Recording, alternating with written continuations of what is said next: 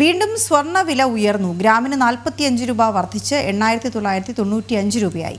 പവന് 360 രൂപയുടെ വർധനയാണ് ഉണ്ടായത്. 71,960 രൂപ. വിവരങ്ങളുമായി ബീന റാണി ചേരുന്നു. ബീന, വീണ്ടും സ്വർണത്തിന് വില ഉയരുന്ന ഒരു പ്രവണതയാണ് കാണുന്നത്. വിവരങ്ങൾ എന്താണ്? വീണ, ഇന്ന് ഒരു ദിവസം മാത്രം സ്വർണത്തിന് 392 രൂപ കൂടിയിട്ടുണ്ട്. കഴിഞ്ഞ ദിവസങ്ങളിൽ സ്വർണ്ണവില താഴ്ന്നാണ് നിലനിന്നിരുന്നത്. ഒരു ഇടവേളയ്ക്ക് ശേഷം വീണ്ടും വില ഉയരുന്ന ഒരു സാഹചര്യമാണ് കാണുന്നത്. എന്തായാലും സ്വർണ്ണവില കൂടിയാലും കുറഞ്ഞാലും സ്വർണത്തെ എപ്പോഴും ഒരു സുരക്ഷിത നിക്ഷേപമായി തന്നെയാണ് കേരളത്തിൽ പ്രത്യേകിച്ച് കാണുന്നതെന്ന് വേണം കരുതാൻ.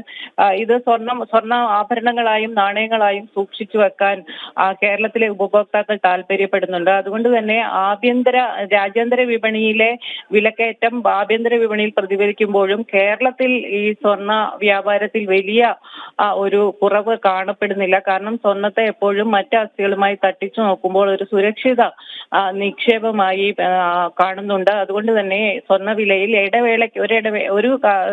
കുറച്ചൊരു ദിവസം സ്വർണ്ണവിലയിൽ ഇടിവ് സംഭവിച്ചാലും വീണ്ടും കൂടുന്ന ഒരു സാഹചര്യമാണ് നിലനിൽക്കുന്നത്. അതോടൊപ്പം വിവാഹ സീസൺ തുടരുന്നതിനാൽ സ്വർണ്ണവിലയെ ശരി ബീന.